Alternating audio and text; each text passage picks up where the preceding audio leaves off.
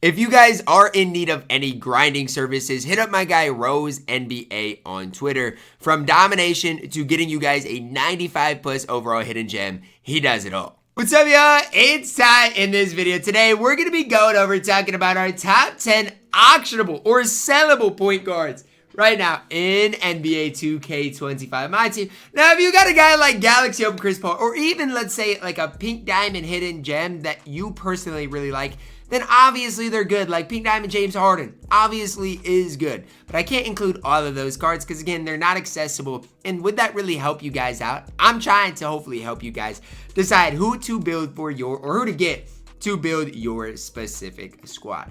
Now, we're going to start off at number 10. And as I do that, if you're new to the channel, make sure to smash that subscribe button. Tyrese Haliburton at number 10. A lot of people might not agree with me on this. A lot of people would have Tyrese Haliburton higher. When I see Tyrese, though, I see a 6'5" point guard. Badge-wise, okay, pretty solid. Defensively, okay, pretty solid. Height-wise, 6'5" is good, but I feel like his player model is not that great.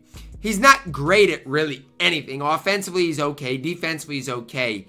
I just think the card's mediocre. And I'll do a gameplay here in a little bit when I get the card, and so you guys can see exactly what I get into with Hallie. But for me, I just think the card's okay. And maybe it's just the fact that we've got some other great point guards in the game that I think are better. But for me, Tyrese Haliburton is all the way down at number 10. Let me know if I'm too low on him down below in the comments. But I prefer a guy like Victor Oladipo, I think. A lot of people are going to be like, oh, Ty, how do you know you haven't used...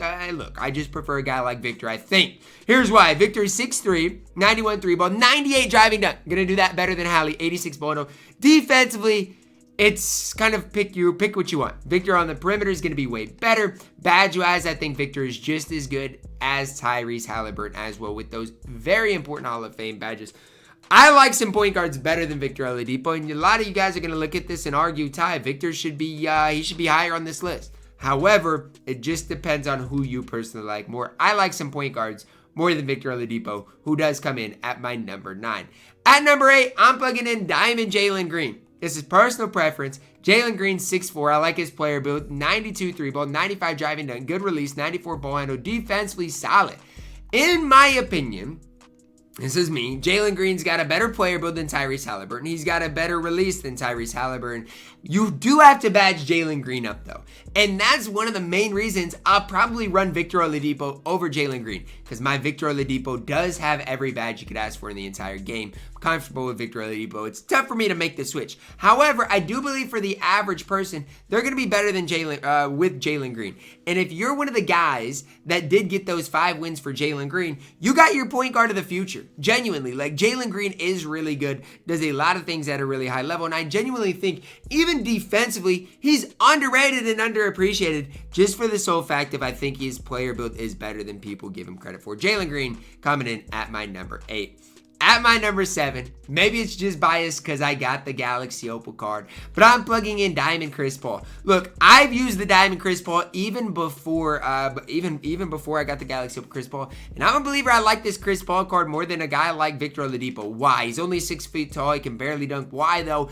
Defensively, he's better than people give him credit for. His interior being an 80 is immaculate. He gets after the ball handler. And Chris Paul has one of the easiest releases to Green in the entire game. Trust me, I agree with Chris Paul more than nearly anybody else in the game. And it doesn't make a whole lot of sense. Like, why would I agree with Chris Paul more than anybody else? It doesn't make a whole lot of sense. It doesn't add up a whole ton.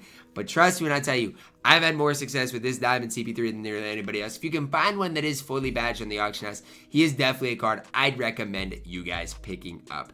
At my number 6, we're plugging in Pink Diamond Luka Donic. Now, Luka has something that a lot of people don't have, and that's his height. Like, nobody can get around the fact that he's 6'7". 6'7", can obviously be really, really solid on that defensive side of the ball if you do badge him up right. Now, Luka Doncic is going to be a different defender. He's not going to be a defender that's going to get after the ball handler. He's going to be a defender that plays lanes, guards the opponent's small forward, that type of thing, rebounds the ball well, has good speed. Offensively, though, he's got the Luka Doncic release. You know exactly what you're getting out of Luka Doncic. Am I ever going to gas this card? Probably not. He's not good enough defensively. Offensively, I mean, it's not like the 2K22 days where you could shoot over everybody. Luka's going to be fine. He has Hall of Fame Limitless. He does some things on the court for you guys.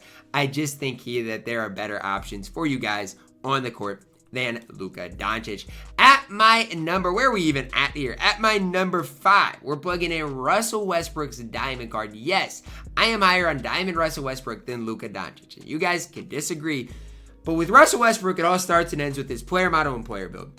Russ's player build, in my opinion, is one of the better ones on the entire game. He's 6'4", but he feels like 6'5", 6'6". He's got a decent enough 3-ball, but he's going to do one thing better than anybody else. He's going to run, and he's going to dunk the basketball better than anyone else. Meanwhile, defensively, I think Russell Westbrook is very underrated. Like I said, player build for this card is fantastic. Great rebounder. The Hall of Fame rebound chaser is something that is important. I mean, Russ snags over some of the other bigger guys on the court. I've never actually got this card for my squad, but I've used Russell Westbrook in 2Ks long enough and played against this card enough to know how good this card. He's coming in at number 5, one of my favorite point guards on this entire game. At my number 4, we're plugging in the glove Gary Payton here. Yes, I like Gary Payton more than Luka Doncic. Some people might be like, really? Yes. It's not even, to me, it's not even close. Gary Payton defensively is what people dream of. And when I play against Gary Payton, he gives me as much, if not more trouble than anybody else, any other point guard in the game. And that's just kind of the way it is with Gary Payton. His defense is immaculate. Offensively, he's not really a playmaker offensively, but he can knock down open shots, gives you enough. And his badges are immaculate. Look, this Gary Payton is insanely expensive. I'll probably never get the chance to use Gary Payton. But I'm telling you right now, if I had this card, he would be in my starting lineup over the Galaxy over Chris Paul, for sure. I mean, there's probably, maybe you wouldn't. I really do like Chris Paul, but I mean, Gary Payton is an absolute beast. At my number 3, we're plugging in Pink Diamond Dwayne Wade. Now, between Wade and between Gary Payton, it's a tough situation because Gary's going to be slightly better defensively. Wade gives you slightly more offense. It is kind of a pick and choose type battle, a pick and choose type thing. I personally think Dwayne Wade's release is a little bit better, so it just kind of is a pick and choose. I think these guys are probably basically tied at that number 3 spot. Both cards defensively are going to be absolutely elite. Wade has Hall of Fame immovable enforcer, which is crazy to think about. The card is 6'4", and I feel like Dwayne Wade, I've said this in past 2Ks, he always gets the craziest block animations. You think you got a layup, and Wade comes from behind and blocks it. I feel like it used to be chase down artist. Now it's high flying denier. I feel like Wade always just does those things, and you just think to yourself, like, are you serious? Is there any way I can score on a guy like Dwayne Wade? In this game, I don't know if there is, because Wade comes in at my number 3, one of the best point guards in the entire game. At my number 2, we're plugging in Ja Morant. Now, Ja is different than Wade and Gary. And this is where it all comes down to, like, my top 3, or from number 4 on. I think it really is preference-based because I personally think Gary Payton would bring me more success than a guy like Ja Morant. However, I think for the average person, they're going to have more success with Ja. Why? Ja's going to run to the rim better than both Gary and Dwayne Wade. Ja has a better release than both those guys. Ja offensively is going to be better than those guys. However, defensively, Wade and Gary give you way more than Ja Morant. So it is kind of a pick and choose type thing. It is kind of a personal preference type thing. However, I do lean Ja Morant being the better point guard for the average person playing this game. It is close. It is, a personal choice. Do you want offense? Do you want defense? Do you want a good release? Do you want good, better at attacking? Nah, Ja does offense better than both those guys. Basically comes down to you. Do you want offense? Do you want defense? Between Ja Morant, Dwayne Wade, and Gary Payton. At my number 1, and I don't think anybody can really debate this, Pink Diamond Devin Booker. By far and away, right now, the best buyable point guard in the game. This card does it all. He's got the best release in the game. He's 6'6". Defensively can play solid because he's 6'6". And my whole thing with this is, why would somebody in their right mind run Luka Doncic when Devin Booker's in the game?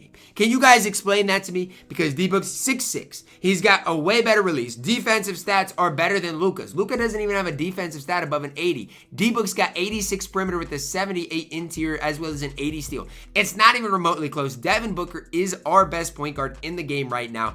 All the comp players are running this card and he is giving people problems. the best point guard right now in NBA 2K25 MyTEAM is Devin Booker. And honestly, I don't even think it's close. I think Ja, Wade, and Gary are all in a group, and then Devin Booker is in a group of his own at that S tier. Let me know your thoughts on my point guard tier down below in the comments. Like I said, for myself, I'm going to run my free cards. Jalen Green, Victor Oladipo, Chris Paul. Gonna hold it down at that point guard position. Drop a like on the video, subscribe if you're new, and as always, man, I love you guys. Have a blessed day.